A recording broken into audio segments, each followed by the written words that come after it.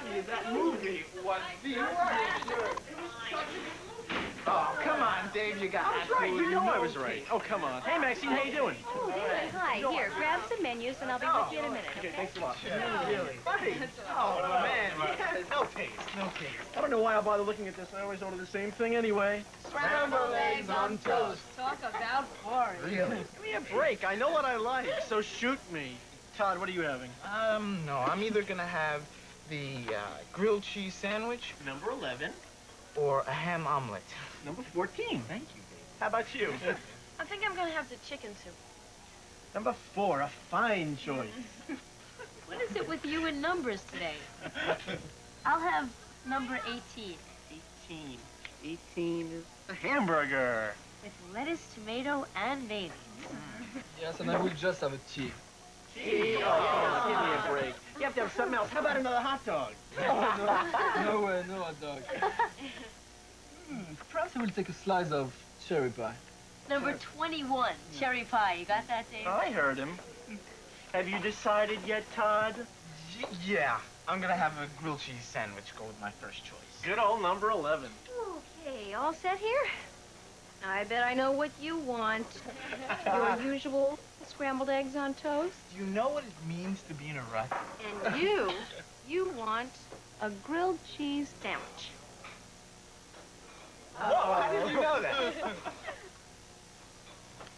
And you have a bowl of chicken soup. Whoa. How did you guess that? Have you been telling her our orders? How could I? I mean, I've been sitting here the whole time, right? What do I want? A hamburger. That's right. Okay, but how do I want it? Lettuce, tomatoes, and mayonnaise. Whoa. Have you always been able to do this? Oh, it comes and goes. Some days it's easier than others. So you know what I'm having, don't you? A slice of cherry pie. The cook's specialty. I'll have all your food for you right away. Yeah. That is weird. Yeah. You've been coming here for years. Have you ever seen her do this before? Okay, Eddie, we got 2 on a rack. Grilled cheese sandwich, bowl of chicken soup, 1 hamburger with everything. Got it. Take care of the cherry pie.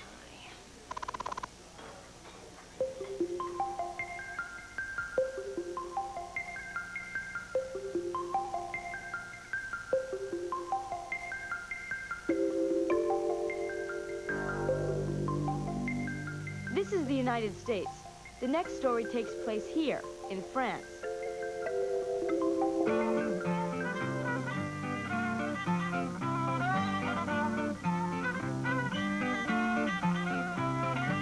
Chantal and I are in eastern France, near the town of Saverne. 200 years ago, a series of towers was used to relay secret coded messages. The moving arms formed patterns that sent messages from one tower to the next. We came to find out exactly how this system of codes worked.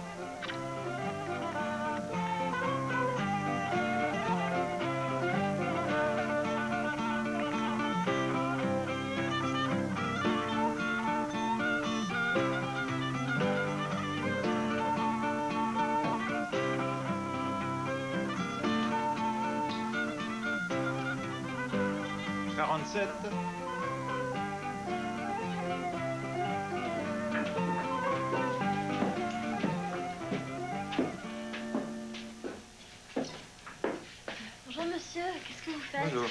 Moi, j'observe les signaux émis par la tour précédente et j'annonce au manipulateur le numéro du signal correspondant.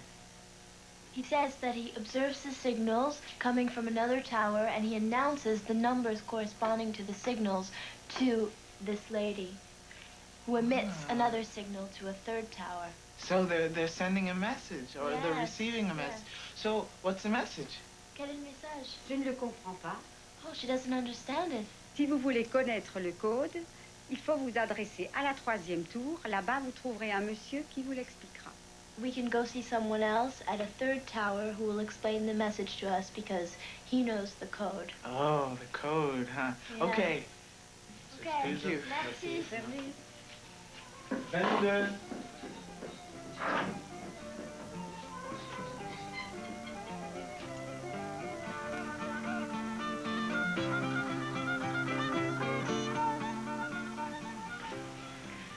Bonjour, monsieur. Bonjour.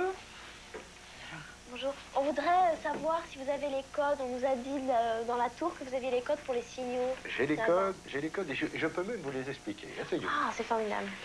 Alors, pour bien comprendre, il faut d'abord que vous sachiez comment l'appareil marche. This system of signals was invented by Claude Chappe at the end of the 18th century. It connected 29 cities and ran over 3,500 miles.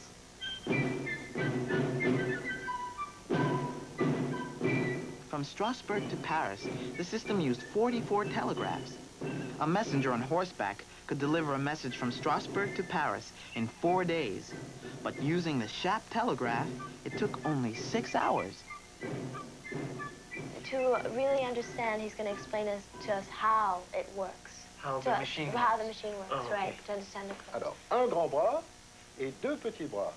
Et en dessous, un monsieur qui, avec un deuxième appareil, fait marcher ses bras pour former des signaux géométriques. There's one big arm and two little arms, and there's a man downstairs that we saw who operates a mechanism which makes those three arms take geometric positions, which are signals. So you can put the big arm vertically or horizontally, and you can give the small arms 7 different positions.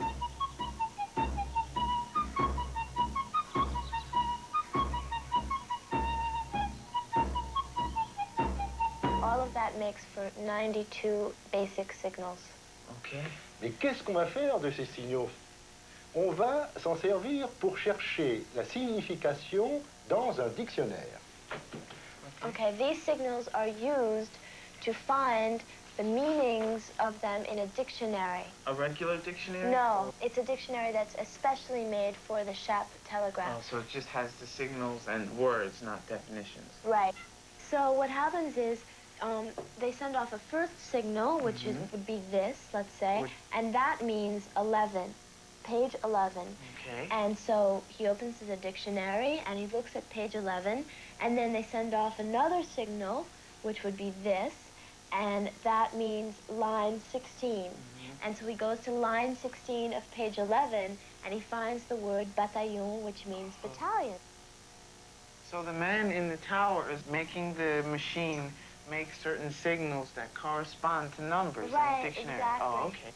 Why send 2 numbers and not just 1? Isn't it easier to send 1 number? Pourquoi envoyer 2 signaux et pas seulement un? C'est pas plus facile d'envoyer un seul signal? Non, parce qu'avec 2 signaux et un dictionnaire comme celui-là, je peux transmettre plus de 8000 combinaisons différentes qui permettent de donner autant de mots ou de phrases que je veux. Because with 2 signals, he has a lot more combinations. He has over 8,000 combinations, which enables him to make up any word.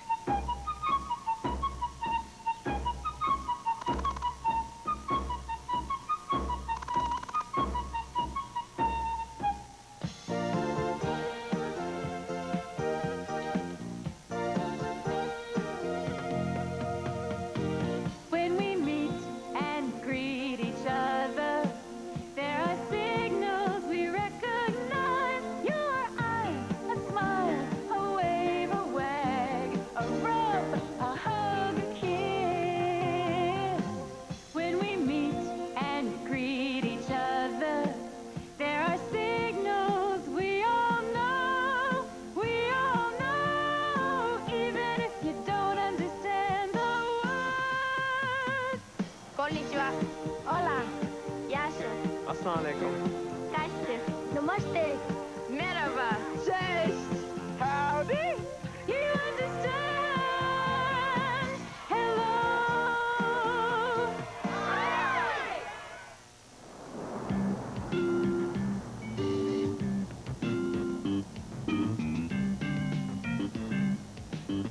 Computers are very good at cracking code. I'm in Boston to see how different computers crack different codes.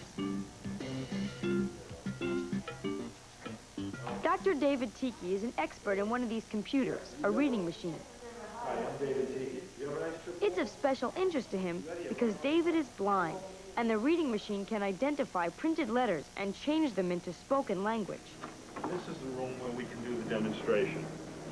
Hi, I'm Mary Harrington. Hi, Mary. I'm Deborah. Deborah, why don't we sit down here? Wow. Which one of these is the reading machine? This is the reading machine right here. This big box? It looks like a copying machine. Well, it may look like a copier, but it really is much different, and it does something much more difficult than copy. It reads. It'll read out loud? That's right. Would you like a demonstration? Yeah. All right. I'm going to take this demonstration sheet, and I'm going to put the print facing down toward the scanner. Pull this mat over it, and I have the top of the page near the right side of the scanner. And here is the keyboard. And I have to indicate to the machine that the top of the page is near the right side of the scanner. So I have a control here. Right side up. Now we're ready to begin reading. So I press this key. Scanner moving to top of page. The machine is telling you what it's doing. That's right. So we'll sit back, relax, and listen to what's written on this Good page. morning, everyone. I am the famous Kurzweil reading machine. Some people think I use a dictionary to look up the pronunciation of each word, but I don't. I read exactly the same way you do. First, I look at the letters on the page and try to recognize them. Next, I group the letters into words, then compute the pronunciation of each word using a set of phonetic rules. Finally, I turn the sounds into speech for your listening pleasure. And I stop it there. David, did we just hear a tape-recorded message that goes on every time you turn the machine on? No, definitely not. This machine was converting the print on that page into speech. I mean, what we heard was on this page? That's right. This is a page which we just read. You're right. Good morning, everyone. I am the famous Kurzweil reading machine. That's what it said. That's right. And the way it works is when the camera moves across the page, it sends a picture of each character, each letter or number that it sees to the computer. And then the computer will recognize the letters, group the letters into words, compute the pronunciation, and turn the sound into speech. Is it difficult for the computer, or can it recognize everything accurately? The machine can read several different types and styles of print, but there are some things about different characters, different letters, which can make things difficult for the recognition. But the machine will actually learn. The more characters the machine sees of one type of print, the better it'll do. And I can give you a demonstration of that. Oh, that'd be great. Mary, do you have something? Yes, we have a book here that's in a different type style. Okay. This one's darker, a little bit more fancy, and smaller. So we can take care of that. Now, putting this on the scanner. At the same time that it's reading the material out loud, it'll be coming up here on the monitor screen, so you'll be able to see the errors that are made in the recognition, and also you'll be able to see how the learning process takes place, okay? We all ready? Scanner moving to top of page, looking for the first line. You'll see the text on the screen before you hear the speech. Charles Dickens. C.H. G.C. Dickens was born at Portsmouth on 7 February 1881. He was the second of the 8 children. Wait a minute, that doesn't make sense. Well, maybe not right now, but I can understand a little bit J. of it. Office, whose mother had been in Sais to Lord Crewe. Although J. on Dickens was hard-working, he was rarely able to live within his income, and this brought a series of crises upon his family, which lived under the shadow of menacing social insecurity. Now, you notice it is getting better. It's getting more accurate. It is literally learning. It is gathering information on this type of print, and it's now got a better and clearer idea of what these characters look like. And the machine will also read in 6 languages. It'll read in English, Italian, Spanish, French, German, and Swedish. I wonder if you could do the opposite thing. If I could speak and another kind of machine could print it. That can be done, not by this machine. What you're talking about is voice pattern recognition. Would you like to have a demonstration of that? That would be great. Solid. This computer cracks a verbal code. It changes what we say into a command to do something. Hey, that's really neat. You made a house just by telling it what to do. Richard Goldhor shows me how it's done. Can I try that? Well, I'm not sure that it would recognize you. Oh, come on. Let me try it. Sure. All right. We'll see how it does. Need to start by putting this on. Okay. better make it smaller for me. Right. Okay. All righty. And now, why don't you try saying add rectangle. Add rectangle. Try it again. Add rectangle. No, it's not doing very well. You see, Wait a minute, did you tell it not to listen to me? no, but you see, it's expecting to hear my voice, and it's not understanding what you're saying. Oh, well, can't we teach it to understand me? Sure, we could do that. Why don't we back out of here, and we'll train it to understand what you say.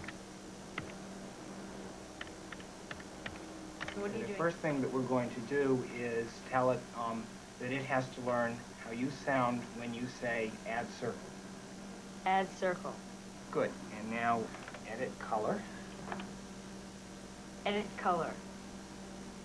Edit color. Good. And now we'll give it some colors to know about. Why don't we begin with red? Red. Okay, and now you say set up screen. Set up screen. It's starting. Okay. Now, why don't you try adding a circle? Okay.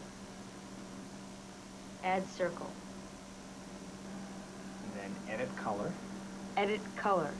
And pick a color that you like. Red. Oh, a big red circle. There you go. But Rich, how come it couldn't understand when I was telling it before, and then after we trained it, it could understand my instructions for drawing? Well, the voice system is an interface to this drawing program. But at first, it didn't have any samples of your voice, so it couldn't translate what you said into commands for this program. Wait a minute, Rich, what's an interface? Well, an interface is like a translator. It takes one code or one set of symbols and translates them into another set of symbols. So it translated from my voice to instructions to draw a picture. That's correct. These interfaces or translators are pretty neat systems. Before, I saw a machine that took printed text and changed it into spoken language, and this computer does the opposite.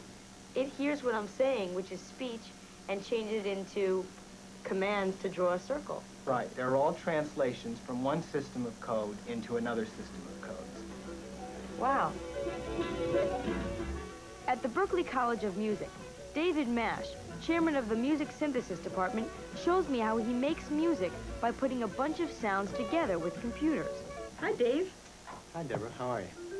All right, this music sounds terrific. Thank you. Did you compose it? I did. Wow, what's the name of your group? Well, actually, there is no group. It's just myself and computers.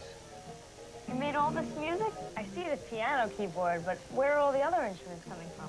Well, first of all, this really isn't a piano keyboard. This is a computer keyboard. This is an ordinary computer keyboard just like that one? Exactly like this one. So how did all the instruments come out? Well, the instrument sounds are stored in the various computers, basically. And what happens is there's an interface between this keyboard and these computers, which are called synthesizers, which is called MIDI, which is the Musical Instrument Digital Interface. And when I play a note here on this keyboard, the computer then sends a code to the synthesizer's computer up here, and we hear a musical sound. It's actually like recording it, except instead of recording it onto tape, we're recording it into the computer's memory as numbers. Oh, so all these things I hear, like the phone ringing and water pouring, those are all things that you sampled and put into the computer? Yes. In fact, I can take all the different sounds away. So I'm going to take out the bass line and the slow strings and the piano part. Yeah, now all I can hear is the natural sounds that you recorded. Wait. Here's the water pouring and dogs barking. Can you put anything into the computer? Anything that you can hear. In fact, I could put your own voice in. In fact, we should try that. We can put your voice into the computer, and then we could play your voice from this keyboard, and we can make a piece of music. Okay, all we have to do is for you to take this microphone and speak right in there, and nice and loudly, and when I tell you, then we'll record your voice into the machine. Contact. Okay, and here we go. Contact. Contact. Contact. Contact. Okay, so by adjusting the amount of time that you press on the keyboard, you're actually adjusting the message that you're sending to the computer of how much of its stored sound to play. Sure, when I first press the key down, a message goes out that says, turn contact on. And it stays on until I let the key up when it says turn contact off. So it goes on, off. or on, off. I see. Contact. How about 3, 2, 1? Okay, let's do that. 3, 2, 1. 3, 2, 1. Contact. Contact. Contact. Contact. Now, if we want, we can make a whole piece of music out of it. We can add all the other instruments to your sound of your voice, and we can use your voice as like the kind of basic track. Okay. So I can go over here and add a bass line. Contact. Contact. Contact.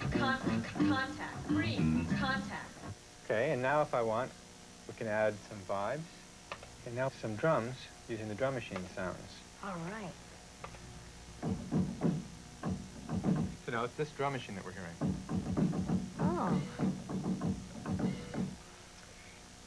And now we have a whole piece. Contact. We've seen how different computers change information from one form to another, from written to verbal, verbal to visual, and from simple sounds into music. All the computers are doing basically the same thing, cracking codes. They change information into electrical signals, which can then be changed into print, pictures, or sound, voice, or music. Contact. Signs are an international language. No matter where you are, you can understand them. See how many of these signs you can understand.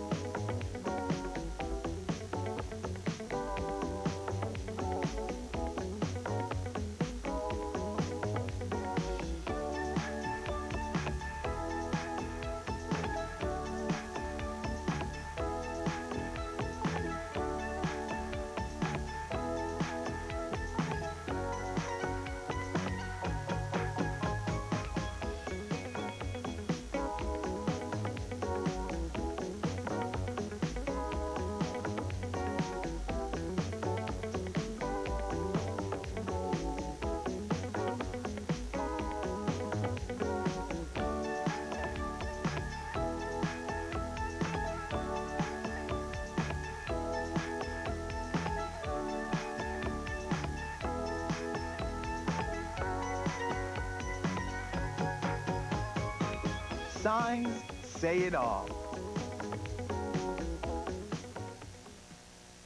Yes, it's true though. Is everything okay over here? Yeah, fine. Come on, Maxine, tell us how you did it. How were you able to guess what we were going to order? What's the trick? Well, when you've been a waitress as long as I have. Please, Maxine, it is really driving me crazy. I mean, I really want to know. How did you do it? Well... Okay, we'll tell you. We? Oh, You were in on this, Dave? Of course. It figures. I know. You signaled her. You told her what we wanted to order. But how? I'll show you. Okay, Debbie, pick something out of the menu. Okay. Okay, now whisper it in my ear. Maxine will guess it. You want a chocolate milkshake. Oh, I can't That stand was it. right? Yes! You touched your fork. I saw you. Il a bougé sa fourchette, t'as vu? You touched your fork. Right. Oh. See, Maxine and I worked out a code. It was a numbers code. Everything in the menu has a number, from 1 to 50, and Maxine's memorized them. Right. Okay, so each one of my fingers stood for a number. 1, 2, 3, 4, 5, 6, 7, 8, and 9. If you ordered number 4, I touched my number 4 finger to the fork. If it was a 2-digit number like 19, it would be a 1 and a 9. What about something like 83? 8, 3. 90. 90's harder. It's a 9 and then a 0. My fist. All right. I understand that. But how did she know that I wanted everything on my hamburger? Ah, now that was a stroke of genius. You see, if I touched the ketchup bottle, that meant everything. Lettuce, tomatoes, and mayonnaise. You know, that's pretty clever. You came up with a system of signals that let you communicate without words. And we only thought of it yesterday. Imagine if we had a little bit of practice, we could... No way. Once was enough. I don't know how I let you talk me into these things. Why do we hang around with you, Dave? You would drive anyone crazy. I mean, I thought Maxine was a mind reader. Hey, Maxine, You know what this signal means? You want the check. Right. And guess who's paying? David! Bye, Dave. Guys. Bye, Guys. David. Come on, guys. Bye, Dave. Later, Dave. Hey, guys. Can't you take a joke?